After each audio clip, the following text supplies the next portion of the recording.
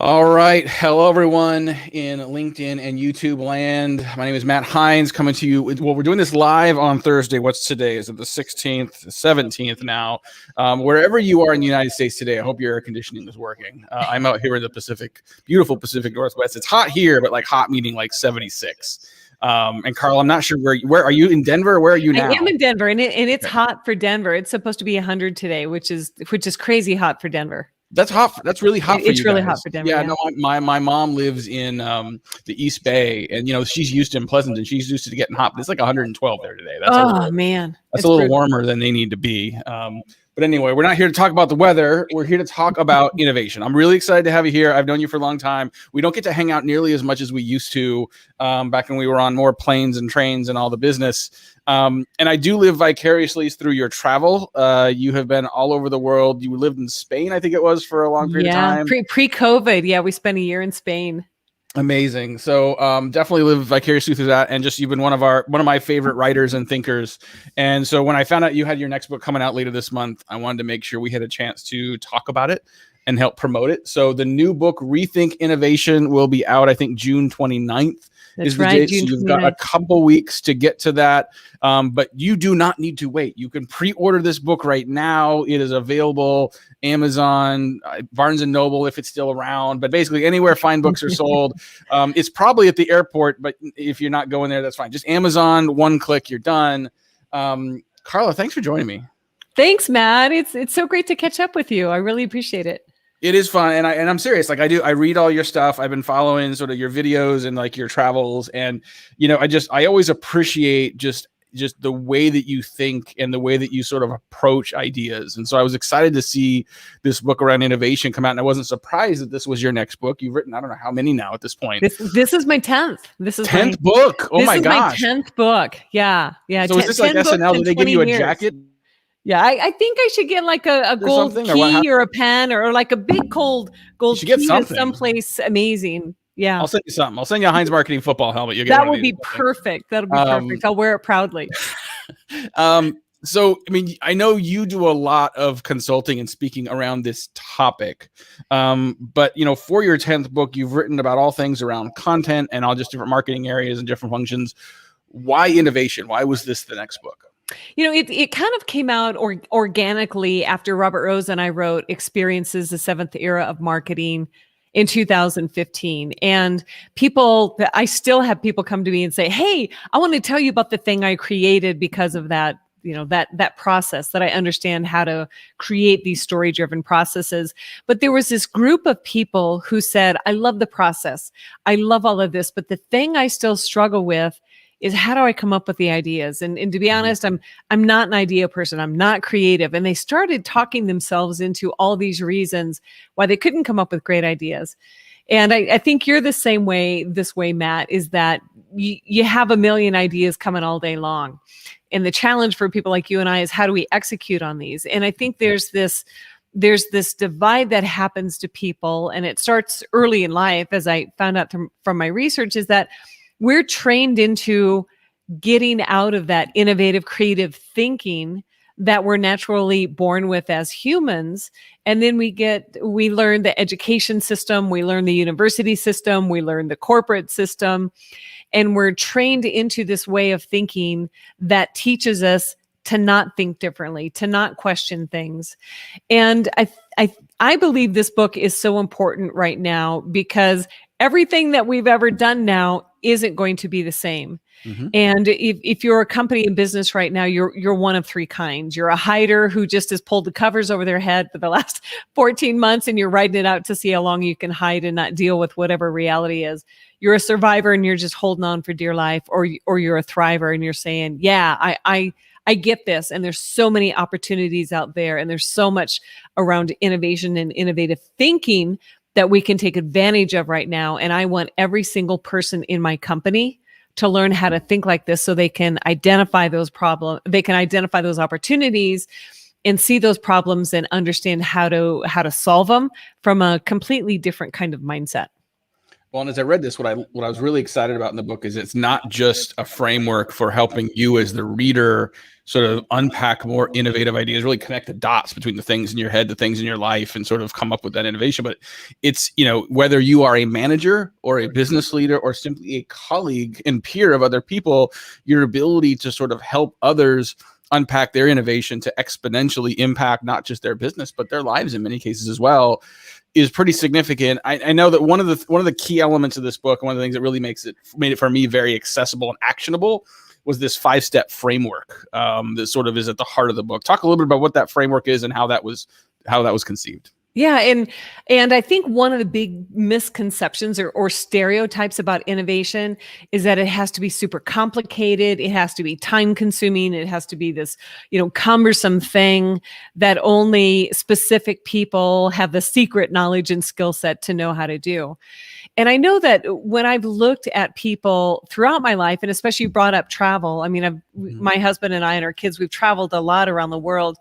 And I see that there's so many things that people have done that are truly innovative, that their approach hasn't been cumbersome. It hasn't needed a complex matrix and tracking system and KPIs.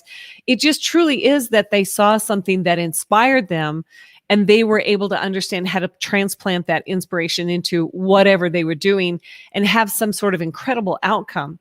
And so when I set out to write this book, the question that I asked and wanted to see if I could answer is the process of consistently coming up with great ideas that have an impact something that can be put into a framework, learned, and then taught? And the answer is obviously yes, because that's why the book is here. But the framework itself, it's a 5-part framework. And I preface it by saying, in order to do the framework right and have those big ideas come out of it, you need to start with a specific objective. You need to have something, a problem you're trying to solve, or an opportunity that you're looking to take advantage of. And I do have a structure, a path to come up with that objective, so you know that you're working toward. But I'll set that part aside. But the 5-part process starts out with the most simple of things that too many people absolutely discount all the time. And that's simply observing the world around you.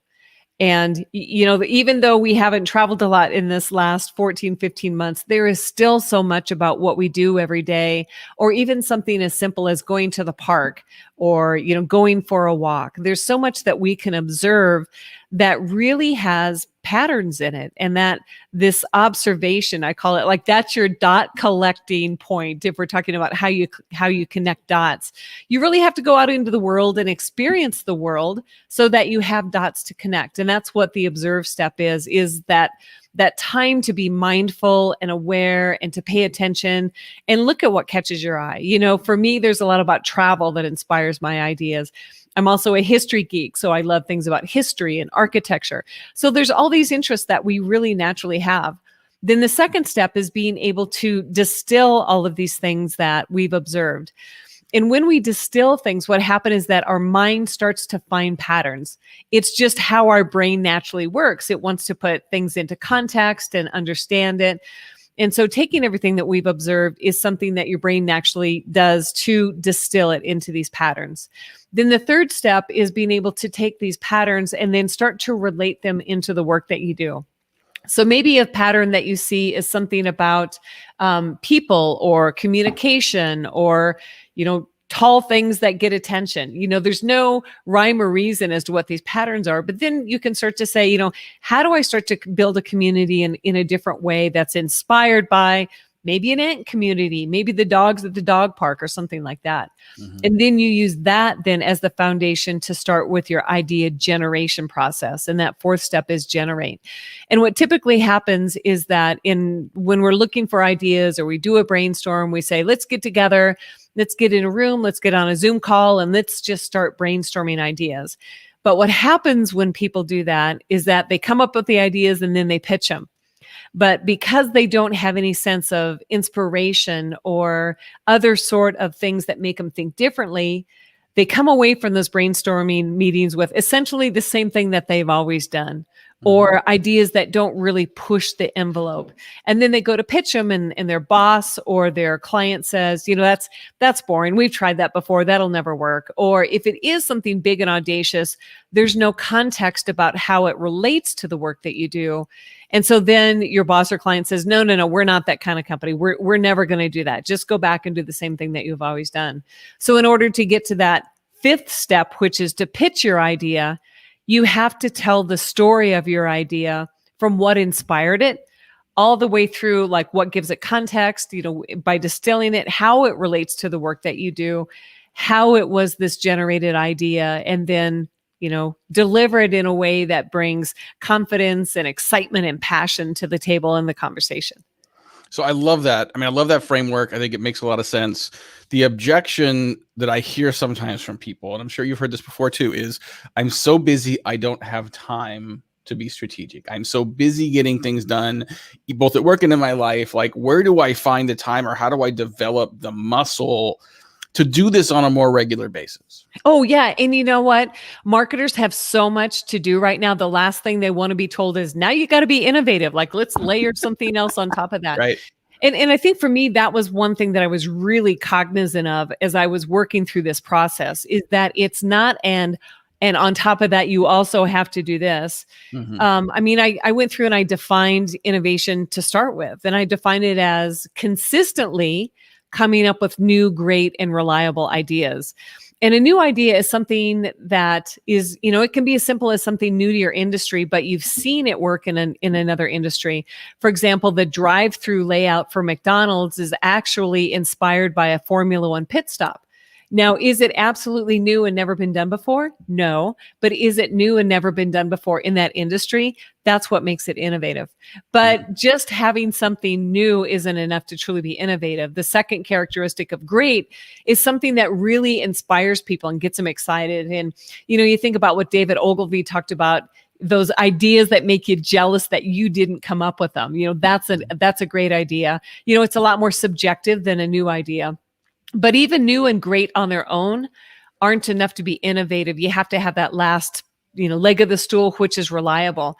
And it has to be an executable idea that actually has an impact on the business in some way, shape, or form. And a lot of times these ideas actually have a financial impact. Now, it's an idea that has all three of these characteristics, and the ability to consistently come up with them is what I believe drives innovation, because there's so much conversation about, ideas are the easy part. It's executing them. That's the really hard part. But the hard part about executing ideas is because they weren't great ideas to start with. Right. And so if we can start to feed better, more, and higher quality ideas into the execution part of the business, it makes the velocity of innovation and the change that we're trying to go through happen so much faster. And so in order for this to happen, it's like any skill, you have to practice it. I remember watching my daughter in basketball camp, and the coach would throw her the ball and she'd have to pivot and shoot. And, it was drills over and over again until it absolutely became habitual. Mm-hmm. And so it didn't matter whatever the situation was. If she needed to catch the ball, pivot and shoot, she could do it without even thinking of it. And that's the whole idea about putting the idea of innovation into a very simple, repeatable, and scalable framework, is that when you need it the most, it's an automatic reaction. And that's what, when we see these great idea people, the Steve Jobs or Richard Branson's, people like that, they go through this same thought process. It's that they've done it so many times that it's just absolutely second nature. But even Steve Jobs created and launched the Newton. Even Jeff Bezos created and launched, it doesn't make every idea the prime funnel. Clearly these are people that have developed a habit around this, right? Yeah, and they've absolutely got, these. I think what I loved about your book is it takes a lot of these. This is not. You've done a great job of sort of documenting this, but this is based on best practices that we see a lot of very successful innovators, sort of across industries, across time. The best innovators still have bad ideas, right? And I think, you're still, I think, someone told me once, they said, if you want to have great ideas, you have to write down all the ideas and know that a lot of them are going to be terrible. So part of this framework, I think, is understanding what's the criteria required to have a good idea. I know we're going to have to wrap up here in a second, and then I'm not going to do a call to action now, because I want people to listen to your answer to this first. So everyone's going to buy the book in a second, but first, how do you how do you triage the bad ideas successfully so that you don't spend too much time on them? And then how do you make sure that you're giving enough oxygen to the best ideas to help them see success? Two things. One of the best way to make sure you can cut down upfront on bad ideas is have a clearly defined specific objective against which you're generating those ideas. And something like, we need a new campaign for XYZ is not specific and clear enough. Right. You have to look at, what are you trying to do? Why, under what outcomes, and under what constraints. And that right there starts to get rid of a whole lot of really awful ideas, because those ideas aren't fully fleshed out to start with. And so again, back to, you can't execute a bad idea. Then the other part is at the other end of the 5-step process is looking at how we create the environment in which feedback is given to a pitch. And many times when an employee or, a company, a brand pitches an idea to a boss or a client, what happens is that the feedback is, it's not quite there. I'm not really quite sure what it is, but go back, flesh it out some more. I mean, you've heard all of these phrases, we'll set up a call and kind of tweak it or something like that. But there's two phrases that I found that make giving feedback to a pitched idea that helps people understand specifically what needs to be done and evolve that idea so it gets better over time, or the person pitching the idea gets better over time. And it's what I like and what I wish. And I think a big part that's missed when people pitch ideas is the recognition that just that you have the courage, even if it's part of your job, to come forth and say, hey, I've got a new idea. I want to run it by you. That takes courage. And so just even to admit that that was a great thing that they came to you about the idea. Now start picking it apart and saying, I really liked this idea. And I like how you related your experience, on the plane when you were going to that conference, and the customer experience you had there with what we're trying to do here. Pick out those parts that really make sense and highlight those, because that helps the person understand what to bring forward more and why.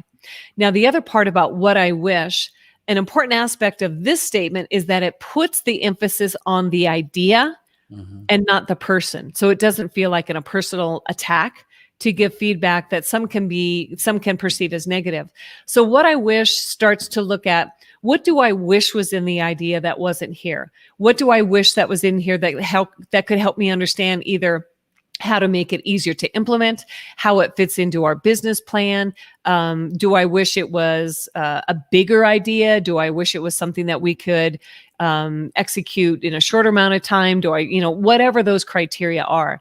And that gives the person specifics on which they can go back and focus and build out and make that idea better. Love it. Well, this has been fantastic. I think, this is a really important time for this book, a really important time to, to empower and inspire innovative thinkers. We got as the world gets smaller and sort of emerges from the pandemic, we got a lot of big problems to work on. So we need people that are leaning into this. If people want to copy this book, definitely check out carlajohnson.co, carlajohnson.co. You can pre-order a copy right there. Go to Amazon, go to Barnes & Noble, go to Tattered Covered Bookstore. In Denver, Colorado, one of the largest independent bookstores in the country. All the better, right? Go to shop local, shop at Tattered Covered Bookstore. There's a link right on carlajohnson.co. You can get a copy of this book. It's being released here in about 2 weeks on June 29th, 2021. Carla, thanks so much for taking some time. I know you're busy. Appreciate you being here. Absolutely. Thanks for having me, Matt. It was great to see you. Awesome. Good. Thanks, everyone, for joining. We'll see you next time.